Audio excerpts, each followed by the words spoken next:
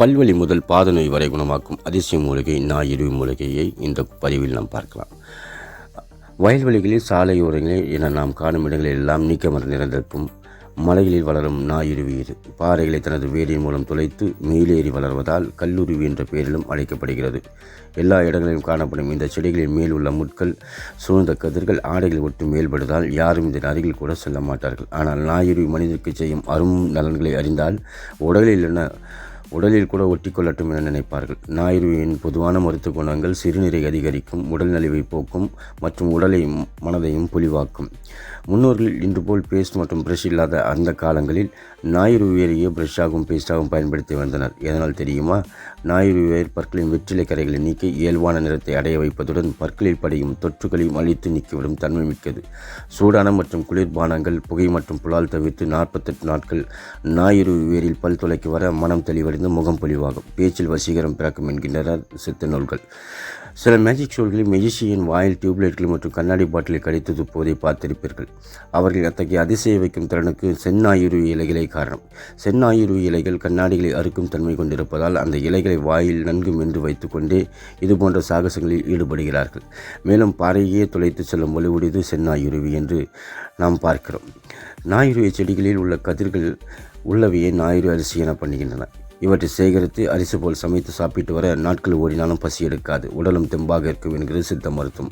மீண்டும் பசி எடுக்க மிளகு சீரகம் வறுத்து நீரில் கொதிக்க வைத்து பருகி வரலாம்.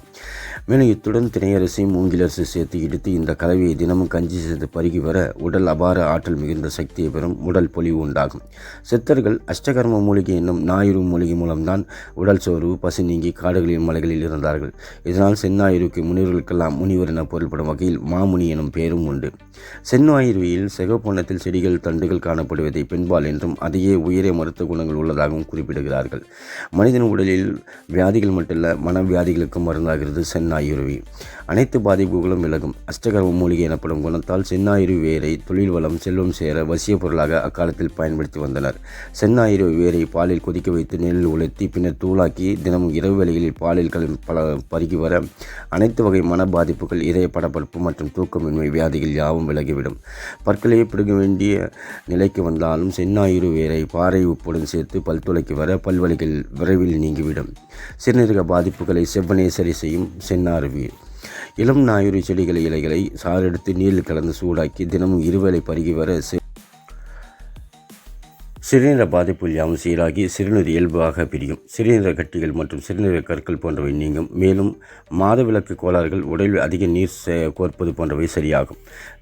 செந்நாயிறு வேரை நல்லெண்ணெய் இட்டு தைலம் போல நன்கு சுண்டிய பின் சேகரித்து வைத்துக்கொண்டு மூக்கில் சில துளிகள் விட்டு வர தீராத தலைவைகள் விரைவில் நீங்கிவிடும்.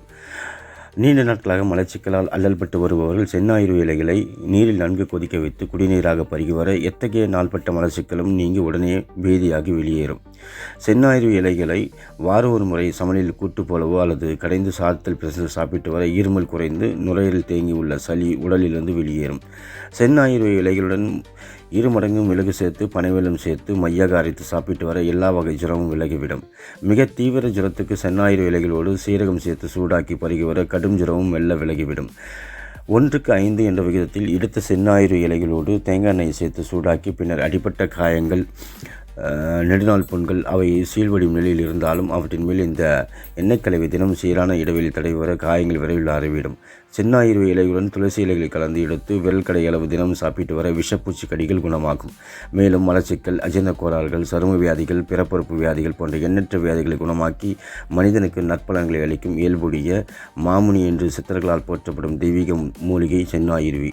செந்நாயிறு வேரை பிடுங்கி பொடியாக்கி அத்துடன் சிறிது மிளகு பொடி, தேன் கலந்து சாப்பிட்டு வர இருமல் விலகி சுவாச பிரச்சனைகள் சீராகும். செந்நாயிறு இலை சாற்றில் சிறிது பெருங்காயம் கலந்து சாப்பிட வயிற்று வலிகள் தீரும். செந்நாயிறு அரிசியை வீட்டில் அரிசி கழுவிய நீரில் லேசாக கொதித்து வைத்து பருகி வர மூல வியாதிகள், முளைக்கட்டிகள், உடல் கட்டிகள் குணமாகும். செந்நாயிறு இலைகளை அரைத்து பற்று போல நெஞ்சில் மேல் தடவி வர நெஞ்சு குத்தல் மற்றும் வலிகள் நீங்கும்.